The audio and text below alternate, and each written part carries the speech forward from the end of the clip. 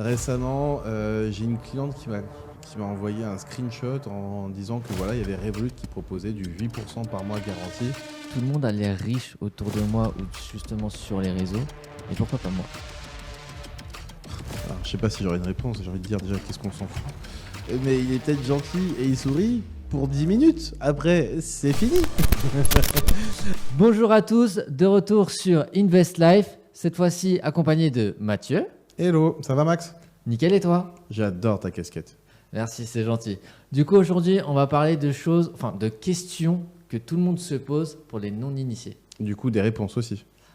On va apporter les réponses justement. Parfait. C'est l'objectif. Je vais commencer simple et on va y aller petit à petit et tu vas apporter ton avis d'expert et j'apporterai le mien. On fait Parfait. comme ça? Nickel. Top. Déjà, pour commencer, qu'est-ce que je devrais faire si je devais investir mon premier euro? Les questions que je devrais me poser. Alors, selon moi, déjà, c'est de savoir un peu comment fonctionne le système, comprendre les investissements avant de commencer à faire quoi que ce soit et de voir ce que tu voudrais placer et sur quelle durée, grosso modo. Ok. Et l'appétence au risque aussi. Bien sûr, L'objectif. bien sûr. C'est Après, c'est normalement corrélé par rapport à ce que tu as compris. Ok. Et moi, je rajouterais même aussi se définir un budget avant de commencer. Parce que l'investissement, ça se fait dans la durée, même si on ne s'y connaît pas. C'est des petites actions qu'on met en place régulièrement plutôt que d'investir une semaine une fois. Savoir sur quelle durée on veut partir. Ouais. Ok. C'est quoi la différence entre un investissement sérieux et une arnaque bien déguisée?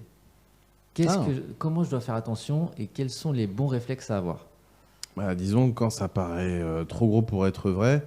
C'est-à-dire? Écoute, sur les réseaux sociaux, Instagram, récemment, j'ai une cliente qui m'a envoyé un screenshot en disant que voilà, il y avait Revolut qui proposait du 8% par mois garanti sur un livret plus ou je sais pas quoi. Ils font la même avec Boursorama et toutes les banques, en fait, ils prennent la photo d'une banque ou de quelque chose de connu et ils offrent un rendement élevé garanti. Bon, déjà, quand on commence par regarder les produits qui font plus de X% avec le mot garantie, c'est un petit peu compliqué parce que rien n'est garanti, ça c'est la première des choses. Et puis en même temps, après pour s'assurer si c'est vrai ou pas, le plus simple c'est d'appeler. Attention, n'appelez pas sur le numéro qui est affiché sur la publicité bien sûr, mais plutôt appeler directement le centre de Revolut que vous trouvez sur leur site officiel. C'est beaucoup plus simple déjà pour leur poser la question, est-ce que ça existe, oui ou non? Ok. Et par exemple, je vois une publicité d'une société que je ne connais pas et qui propose des placements. Comment je peux savoir si c'est une entreprise sérieuse ou non? Alors, il y a pas mal de choses. Moi, et ça, je pense que ce que je vais dire est valable pour n'importe quelle activité, notamment si on arrive à l'approche de Noël et qu'on veut faire simplement des courses ou anniversaire, qu'importe, et qu'on va aller sur un site Jouet Club qui propose des jouets Lego à 10 €, le pack de 12, truc qui n'existe pas. Et déjà, c'est de regarder les mentions légales qu'on retrouve en bas d'un site internet. Si elles ne sont pas présentes déjà, warning. Et même si elles sont présentes, bien cliquer dessus pour voir s'il y a bien toutes les informations, comme le numéro de SIRET, etc. Et contrôler le numéro de SIRET, parce qu'il y a des petits malins qui mettent un numéro de SIRET au pif et puis basta. Et encore une fois, appeler sur le site officiel pour voir si le produit existe bien, etc. J'ai une anecdote sur ça. En ce moment, il y a une personne qui fait énormément de publicité sur Instagram qui parle de placement trading et compagnie.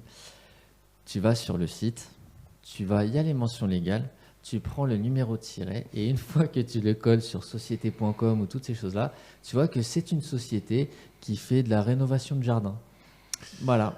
Parce qu'en fait, ils prennent des numéros de siret au hasard, ils vérifient même pas. Et du coup, là, déjà de base... Encore plus grave, récemment, et là c'est un conseiller bancaire qui était venu me voir, donc ça prouve que l'erreur est pour tout le monde, qui m'avait parlé de sa location meublée, etc. Et je lui ai dit, bon, réel, etc. Bref, on continue. Et je lui demande des informations sur son expert comptable. Je regarde, je prends son numéro de SIRET parce que vraiment ça me paraissait bizarre les informations que je voyais. Et le code APE, du coup, c'était programmation informatique. Oui. Quand tu es expert comptable, le code APE, c'est expert comptable, pas programmation informatique. Donc le mec a fait simplement une profession exercice, enfin il est illégal de sa profession. Et donc il prend un énorme risque. Déjà, celui qui fait le taf de manière illégale, mais même celui qui a payé, parce que s'il y a des erreurs, il ne peut pas se retourner contre lui. Et c'est lui qui prend tout. Donc c'est beaucoup, beaucoup de risques. Après, sur les produits financiers, pardon, je me permets de couper. Sur les produits financiers, tu as aussi des sites de l'AMF qui te permettent de te montrer déjà si c'est warning ou pas warning. Malheureusement, ils ne sont pas toujours à l'affût de tous les sites parce qu'il y en a vraiment des masses entre ceux qui arrivent et ceux qui disparaissent dans la seconde. Tu as aussi le site de l'ORIAS. Ça, par contre, il ne peut pas disparaître en 5 secondes. Justement, c'est ce qu'on allait dire. Pour tout ce qui est placement financier ou conseil financier, c'est ça. Voir si la personne est enregistrée à l'ORIAS. Vous pouvez le vérifier par vous-même. C'est comme sur le site de l'AMF quand vous allez consulter la liste noire. Vous mettez justement le numéro d'ORIAS. Vous voyez si justement il existe et si la personne est habilitée à l'avoir. Après, le truc, c'est un peu comme quand tu prends un paquet de chips, tu regardes derrière, il y a marqué des choses, mais tu comprends pas forcément. Là, il faudrait une vidéo un peu plus longue pour expliquer le détail de ce que ça veut dire un tel, un tel, un tel. Mais au moins, on va dire que tu as une petite garantie de te dire « Ok, ça a été contrôlé par quelqu'un. Voilà. Ça ne veut pas dire que le travail sera forcément de qualité, mais la personne a le droit d'exercer, c'est déjà pas mal. Ok. Du coup, si une entreprise est légale et qu'elle est habilitée à faire du conseil financier, ça veut dire que c'est safe pour les placements. Ça ne veut pas dire que c'est safe pour les placements, ça veut dire que la personne est autorisée à travailler. Si tu tombes sur malheureusement un conseiller ou une conseillère, on s'en fiche, qui te promulgue un conseil et qui derrière n'est pas bon, il n'est pas bon. En fait, quand tu délègues ton investissement immobilier ou financier à quelqu'un d'autre, tu prends un risque supplémentaire de déléguer, donc de gérer ton patrimoine, quel qu'il soit, à quelqu'un d'autre. Ça ne veut pas dire que tu passes par un professionnel, que forcément ce sera bien géré. Ok. Alors, une autre question, et celle-là j'ai beaucoup rigolé, c'est tout le monde a l'air riche autour de moi ou justement sur les réseaux, et pourquoi pas moi? Alors, je ne sais pas si j'aurais une réponse, j'ai envie de dire déjà qu'est-ce qu'on s'en fout. Mais ce qui est intéressant par contre, c'est qu'à mon avis, il va y avoir de moins en moins de personnes qui ont l'air riches sur les réseaux sociaux, puisque du coup, il y a l'administration fiscale qui maintenant regarde tout ça et qui s'amuse à taper les contrôles. Alors ça, c'est la partie qui fait sourire certaines personnes. La partie qui fait moins sourire, c'est qu'il y a aussi pas mal de personnes qui regardent sur les réseaux sociaux les personnes qui affichent de la richesse pour aller cambrioler chez eux, etc. Donc, oui, c'est vrai. Et voilà. aussi, ce qui se passe en ce moment, et ça a commencé depuis un peu plus d'un an, c'est toutes les personnes qui généralement sont situées à Dubaï ou à l'étranger, qui font énormément de publicité sur des placements financiers, de l'affiliation de trading CFD et compagnie. Et quand ils arrivent à l'aéroport, ils se font cueillir. En fait, encore une fois, ça paraît bête, mais la profession de conseiller en gestion de patrimoine, elle est très réglementée. La profession réalité de conseiller en investissement financier et de courtage, etc. Ce qui veut dire que la réglementation est assez lourde, il y a des assurances, il y a plein de choses à faire signer, etc. Je ne peux pas, sans aucun diplôme, dire investissez dans ça. T'inquiète, j'ai une super crypto, elle est géniale. Elle est géniale. Achète. Achète. Non, on peut pas. En fait, il y a tout un travail qui est derrière. Et du coup, là, encore une fois, comme pour mon exemple d'expert comptable, c'est exercice illégal de la profession. Et là, c'est zonzon. Je me souviens que Nabila, elle avait juste fait un tweet 2017, je crois, pour dire go sur la crypto, c'est génial, c'est sans risque. Du coup, c'est un tweet. Les gens pourraient se dire c'est anodin, etc. Mais en fait, non. Elle a fait un conseil et du coup, elle a eu une amende. Bon, après, l'amende, elle était un petit peu ridicule pour Nabila compte tenu de ses moyens. Mais malgré tout, il y a eu quelque chose qui a été fait. Okay. C'est quoi l'AMF ? C'est pour vulgariser ça. Donc, c'est l'autorité des marchés financiers. Mais pour vulgariser ça, c'est les gendarmes, les policiers, si on le veut, sur les marchés financiers en France. J'insiste bien sur cette notion parce que du coup, ils contrôlent les investissements financiers en France. Si vous avez un compte en Suisse, ça ne va pas être l'AMF, ça va être une autre société, un autre organisme équivalent à l'AMF qui va faire les contrôles, etc. Dans quasiment chaque pays, il y a l'équivalent de l'AMF. Ouais. Autre chose aussi, c'est pas parce qu'une personne a la certification AMF qu'elle est... Et voilà, non, parce que ça, c'est pas parce qu'une personne a la certification AMF qu'elle est officiellement habilitée à faire du conseil financier. Alors, je vais aller un peu plus loin là-dessus. Je vais tacler des gens, je suis désolé pour eux. La certification AMF, c'est simplement le fait qu'on a un minimum de connaissances. N'importe qui peut la passer, que vous ayez fait des diplômes ou pas. Ma boulangère préférée, elle pourrait le passer, elle pourrait l'avoir. Ça ne donne aucune accréditation pour pouvoir conseiller ou prétendre être un conseiller. Ça, c'est un premier point. Mais en plus, normalement, on ne peut pas se vanter d'avoir la certification AMF comme ça aux yeux du monde. On peut dire qu'on l'a, mais pas dire venez chez moi, j'ai ça, parce que ça n'apporte rien. Et je crois d'ailleurs que même tu as l'AMF Assurance. Et de mémoire, même les employés de la FNAC qui proposent des assurances sur les produits, ils ont un équivalent AMF. Alors, c'est pas tout à fait ça. Quand, par exemple, vous achetez votre ordinateur à la FNAC, par exemple, ou autre, on s'en fiche. Hein. Si FNAC est là et que vous le sponsorisez, bon, bah désolé. Pourquoi ? Parce que vous allez acheter votre ordinateur, ils vont vous donner votre ordinateur, ils vont vous proposer une assurance. Le fait de vous proposer une assurance, bah, du coup, il doit être ce qu'on appelle des mandataires intermédiaires en assurance. Donc, ils sont inscrits à l'ORIAS, donc la FNAC est inscrite à l'ORIAS comme mandataire intermédiaire d'assurance. Concrètement, c'est des MIA, ça veut dire quoi ? Bah, ça veut dire qu'il y a un assureur qui propose les produits et du coup, il passe par des personnes qui ne peuvent pas vous conseiller est-ce que cette assurance est bien ou pas, mais qui peut vous la proposer tout simplement. Ok, ça c'est bon à savoir. Du coup, celle-là elle est pas mal.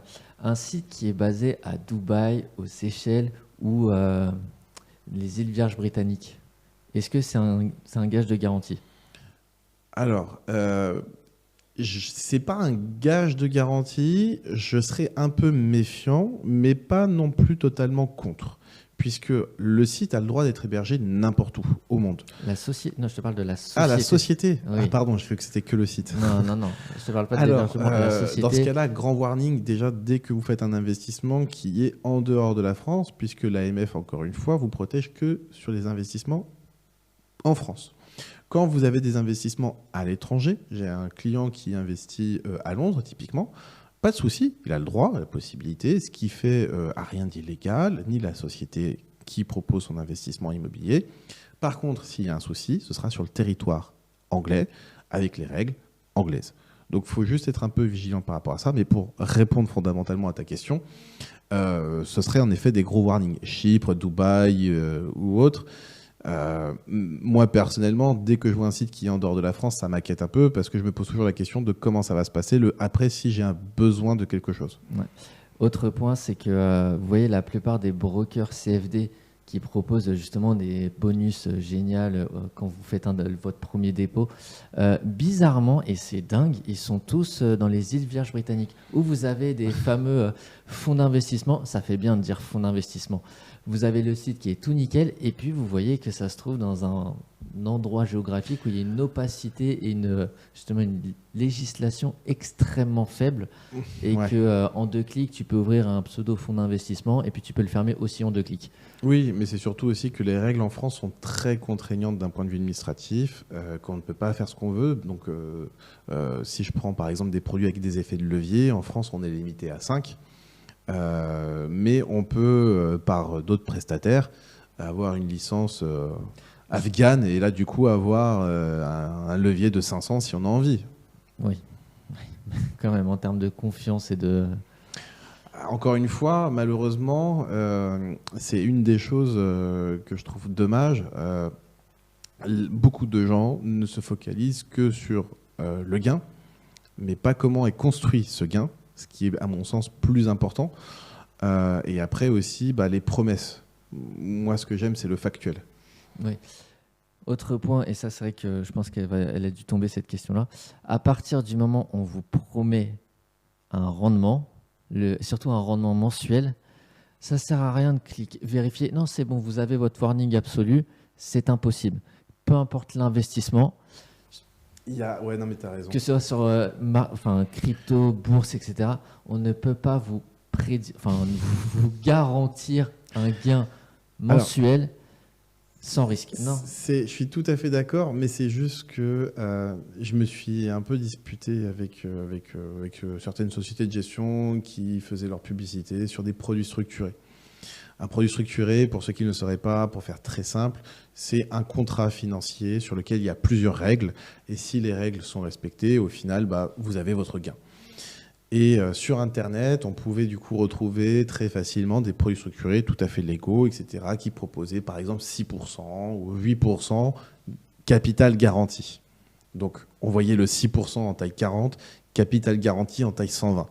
Donc les gens se disent, bon, c'est génial, parce que mon livret A est à 2%, ça végète le reste, etc. 6%, c'est pas si mal, et de toute façon, mon capital est garanti. Alors, garantie, oui, il y a toujours une toute petite étoile, mais vraiment microscopique. Et quand on regarde bien, c'est garanti si. Ah oui. Alors déjà, quand il y a le si, Les petits astérix. ça plaît pas trop. C'est garanti si la société ne fait pas faillite.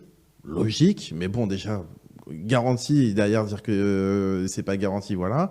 S'il n'y a pas de défaut de paiement, et si il y a énormément de si au final, donc ça me paraît compliqué. C'est comme si tu dirais je suis fidèle si c'est entre 23h50 et 23h52. Le reste du temps, c'est pas garanti, quoi. Mais je suis fidèle, hein. Crois-moi. Non, mais c'est de la communication et il faut pas tomber dans le piège quand même. Ouais. D'où la première question, je disais, le principal, c'est de savoir, à mon sens déjà, première chose, c'est dans quoi j'investis réellement, comprendre la formation. Ok. Cette question-là, elle vient de la régie, qui nous a raconté tout à l'heure. Il a dit, j'ai un ami qui m'a proposé un plan d'investissement, il a déposé 100 € et au final, il avait de l'argent qui tombait régulièrement dessus. Du coup, il m'a motivé pour le faire. Ah oui, vas-y, raconte ça. Ouais. Et moi, je vais aller plus loin parce que c'est une arnaque qui est tombée, qui tombe régulièrement et qui pullule de plus en plus. Vous avez deux solutions, ou deux sorties. Généralement, on vous dit, c'est l'IA qui gère l'argent, vous touchez de l'argent régulièrement, et généralement, c'est des rendements à 2 chiffres mensuels ou autres. Donc, le premier truc, c'est que vous allez placer votre argent. Vous allez aller sur votre compte et vous allez voir ce capital qui augmente. Vous allez dire, c'est bon, j'ai mis 100 €. Bien entendu, je suis intelligent, je ne vais pas mettre beaucoup d'un coup. Je veux d'abord tester. Je mets 100 €. Ah, tac, j'ai déjà 500 € en 2 mois. Je retire les 500 balles. C'est bon, ça fonctionne. Tiens, j'ai 10 000 € sur mon livret A. Du coup, ça fait que si je les place, je vais récupérer 50 000. Et du coup, c'est à ce moment-là où quand vous faites le deuxième virement, vous mettez beaucoup plus, c'est le schéma psychologique typique humain. C'est à ce moment-là que, hop, pouf, tout disparaît. Ils n'ont aucun intérêt à vous prendre 100 €. Mais au contraire, derrière, quand vous voyez que ça marche, c'est à ce moment-là qu'ils prennent. Ça, c'est la première option. La deuxième option, c'est qu'ils vont vous montrer un compte fictif, totalement fictif. Du coup, vous allez voir cet argent qui augmente régulièrement. Et ensuite, quand vous allez vouloir retirer cet argent-là, ils vont vous dire, afin de pouvoir payer les frais, payer la flat tax, payer l'administration, etc., veuillez nous envoyer un virement de 1 000 €. Vous avez 5 000 € à retirer, envoyez-nous 1 000 € pour payer tous ces frais-là et on vous renvoie les 6 000 €. Du coup, oh top, en plus, si vous envoie un petit papier PDF avec plein de conneries dessus, du coup, ils disent, ah, c'est sérieux. Et automatiquement, derrière, toi, tu avais mis 100 balles, tu pensais récupérer 5 000, tu renvoies 1 000 balles pour récupérer tes 5 000, et au final, tu t'es fait niquer de 1 100 €. Ok. Non, mais et ça, je t'assure que j'ai eu énormément de gens, que ce soit dans mes DM ou dans mon entourage, pourtant des gens qui me connaissent, ils me disent, ouais, j'ai ça. Et généralement, tu vois le document, pas de société, tu as un faux logo, ça te parle de, d'organismes financiers qui gèrent des boîtes à plusieurs milliards. Tu sais, c'est comme si tu avais la SEC qui t'envoyait un document et te disant, bon, envoie telle somme pour récupérer ton argent. Tout ça, c'est du fictif. Et autre point aussi, c'est que généralement, quand c'est des personnes d'un certain âge qui ne sont pas habituées, vous avez des conseillers qui vous appellent et qui disent, bon, très bien, je vais vous envoyer l'argent, venez, on va se connecter sur votre compte, sur votre ordinateur pour vous expliquer la procédure. Et à ce moment-là, en fait, tu acceptes, ils mettent un logiciel où ils prennent contrôle de ton écran et à ce moment-là, ils ont accès à toutes vos informations bancaires et c'est à ce moment-là qu'ils se servent sur votre compte. Voilà. Donc faites très attention parce que c'est très, très, très courant et malheureusement, il y a toujours des gens qui se font avoir, donc gros point de vigilance dessus. Du coup, est-ce que la bourse, c'est moins risqué que les cryptos? Est-ce que la bourse, c'est moins risqué que les cryptos? En fait, non, une valeur, c'est une valeur. Tu peux tomber sur des valeurs beaucoup plus risquées que les cryptos, comme tu as des cryptos qui sont aussi beaucoup plus risquées que certaines valeurs. Je te prends une action que j'ai en tête, là, Global Bioénergie.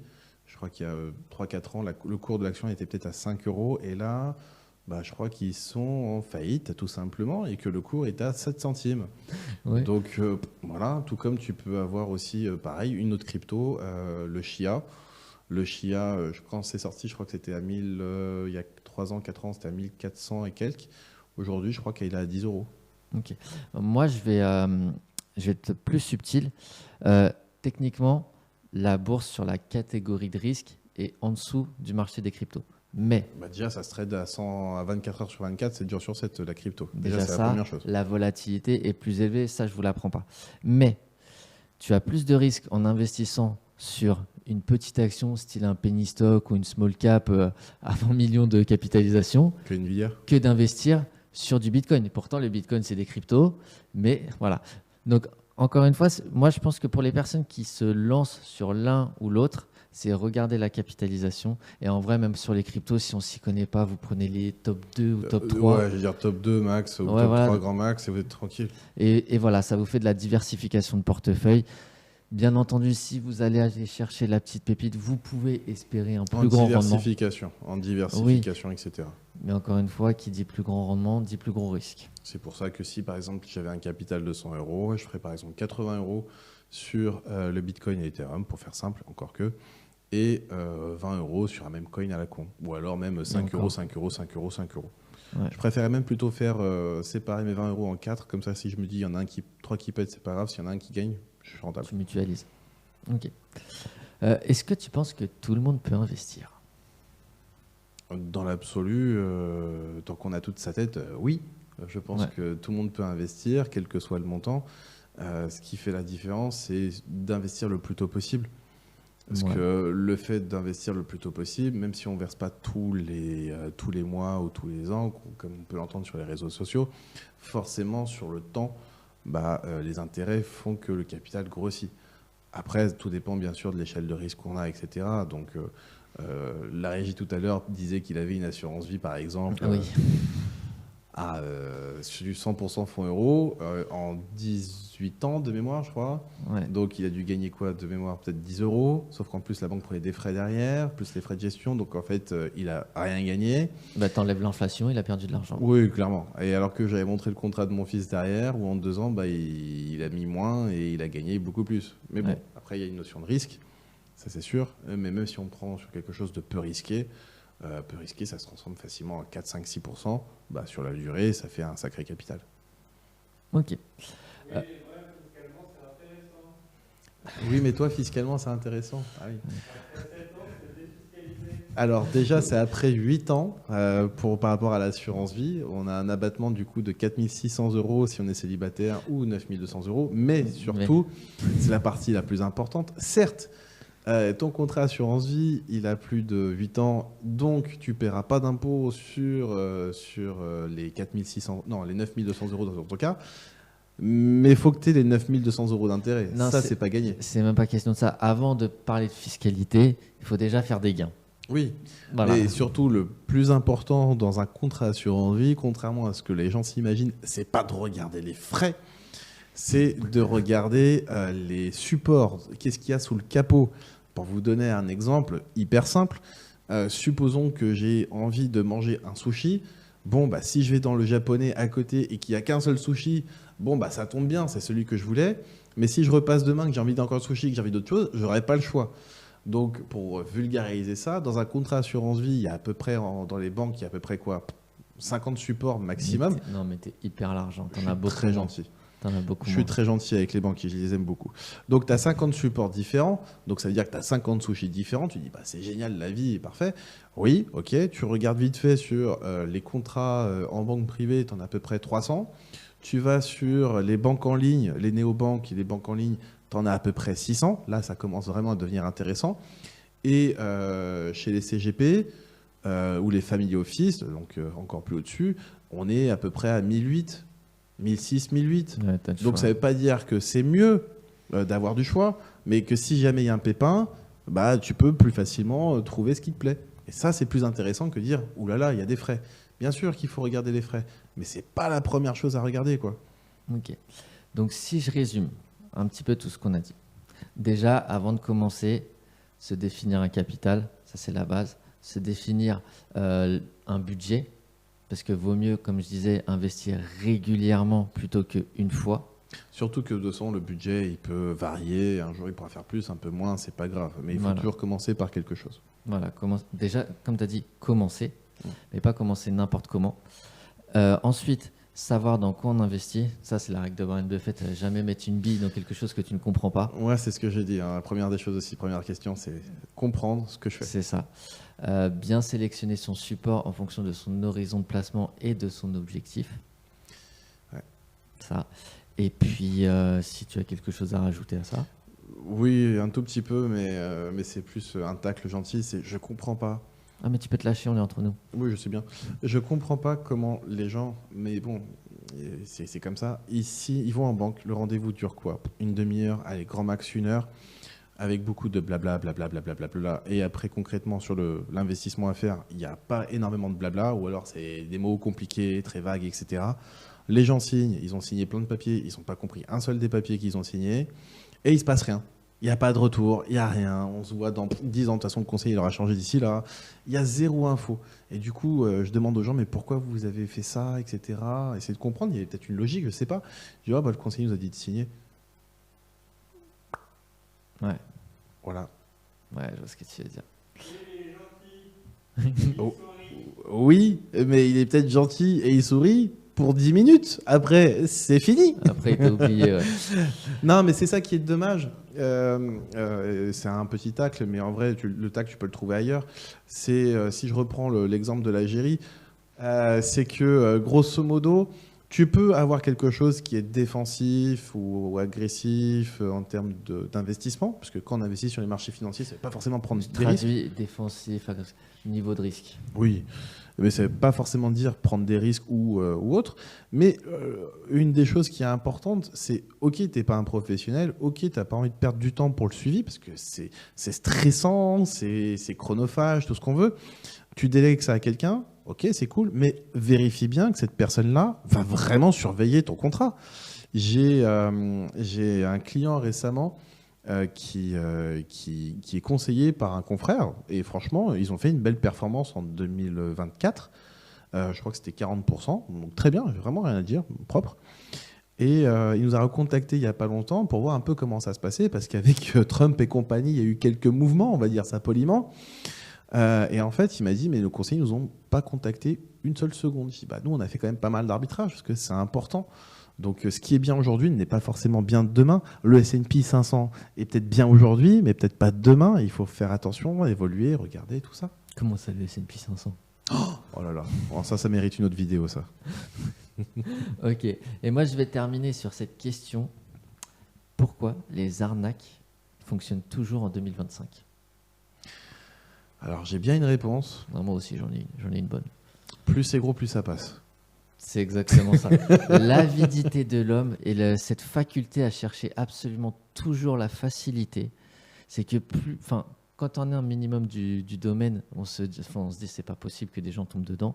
Mais si, donc comme tu as dit, plus c'est gros, plus ça passe, et plus on se dit j'ai le plan miracle, un coup de carte bleue, et c'est bon, je vais devenir riche, je vais atteindre mes objectifs. Et ça, c'est l'un des problèmes de notre société.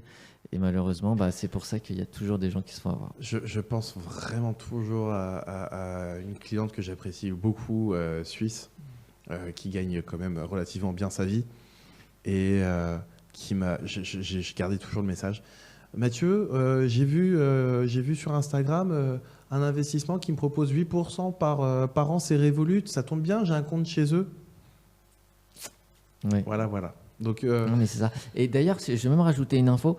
Sachez que les personnes qui se font le plus souvent avoir, donc bien entendu, c'est les moins de 25 ans. Donc, c'est les jeunes qui n'ont pas forcément de connaissances. Mais, et ça, grosse stat, et je te jure, c'est un truc de dingue, c'est aussi des CSP+. Ouais. Généralement, que ce soit médecins, chefs d'entreprise et compagnie. Pourquoi ? Pour la simple et bonne raison que c'est des personnes qui ont, dans leur vie professionnelle, ont l'habitude d'avoir toujours raison. Tu vois ce que je veux dire ? C'est des gens qui contrôlent. Et donc, du coup, ils se sentent au-dessus de la moyenne. Et donc, quand on leur propose un plan, généralement, ils se disent « moi, on m'arnaque pas ». Ou si on me l'a proposé, c'est que c'est bon. Et moi, j'en ai eu. Moi, j'aurais simplement dit, ils n'ont pas le temps, mais peut-être que c'est ça. Il y a le fait qu'ils n'ont pas le temps, mais c'est surtout que, comme je te dis, c'est ce côté orgueilleux où si on me l'a proposé, c'est bon. Et moi, j'ai vu beaucoup de gens avec certains revenus et une certaine situation se faire taper des 6 chiffres sur des arnaques parce qu'ils n'avaient pas vu le minimum. Bon, écoute, moi par contre, j'ai une dernière question pour toi, enfin plutôt une première question surtout pour toi. Je vois que tu as une tablette et que tu as tout préparé. Écoute, à l'impro, j'ai une question comme ça. Moi, je me souviens quand j'étais élève, fut un temps, il y a très très très très longtemps, et que j'étais encore beau, on avait un prof, c'était sur les marchés filles, je sais pas s'il est toujours, mais c'est un trader en tout cas, à l'époque. Et on était dans notre petit coin, tu vois, en mode on va devenir les futurs traders du monde, The World is Yours et compagnie, tu vois. Et on parlait de CFD, et du coup, mon prof, il est arrivé comme ça en soum soum, et il a dit, mais les mecs, arrêtez les conneries, bazardez tout ça. Alors maintenant, je sais pourquoi, mais j'aimerais bien avoir ta version. Ouais. Déjà, est-ce que tu peux simplement m'expliquer ce que c'est qu'un CFD ? Donc CFD, contrat sur la différence. Globalement, c'est un broker qui va te mettre à disposition un produit avec un certain effet de levier, mais tu ne seras pas sur un marché réel. Tu vas juste être sur un marché qui va répliquer la performance d'un actif ou d'une devise, en général. L'inconvénient, je ne dirais pas l'inconvénient, mais l'un des premiers points, c'est le business model. Quand tu passes par un intermédiaire financier classique sur des produits réglementés, enfin régulés sur des marchés mondiaux, peu importe où tu vas pouvoir les avoir. Alors que là, quand tu vas sur un CFD d'un broker, c'est son CFD à lui. Et quand tu perds de l'argent, c'est lui qui encaisse 100% de tes pertes. À l'inverse, quand tu perds de l'argent sur les marchés financiers, c'est quelqu'un d'autre qui le gagne. C'est le marché, l'offre et la demande. Ça, c'est le premier point. Deuxième point, le broker n'a aucun intérêt à ce que tu gagnes de l'argent, vu que son business model, c'est de gagner de l'argent sur tes pertes. Pour schématiser pour le commun des mortels, sur le business model, c'est un petit peu comme si vous allez au casino et que celui qui vous distribue les cartes, c'est la banque. Donc du coup, il a tout intérêt à ce que vous perdiez pour encaisser l'intégralité de vos pertes. Donc en fait, en train de me dire que le CFD, ce qu'il fait, c'est qu'il donne les cartes qu'il faut pour que je perde, quoi. C'est un peu ça. Mais en plus, j'ai payé pour ça. C'est tout à fait ça. Alors qu'à l'inverse, quand tu perds de l'argent sur les marchés financiers via un intermédiaire, enfin différent autre que CFD, lui se rémunère que sur ton volume. Donc plus tu vas faire d'échanges, plus il va gagner d'argent. Donc il a tout intérêt à ce que justement il t'offre la meilleure cotation ou les meilleurs produits au meilleur moment. À l'inverse, le CFD, lui, il a tout intérêt à ce que tu perdes de l'argent. Mais alors du coup, pourquoi il y a énormément de pubs dessus, etc. Ouais.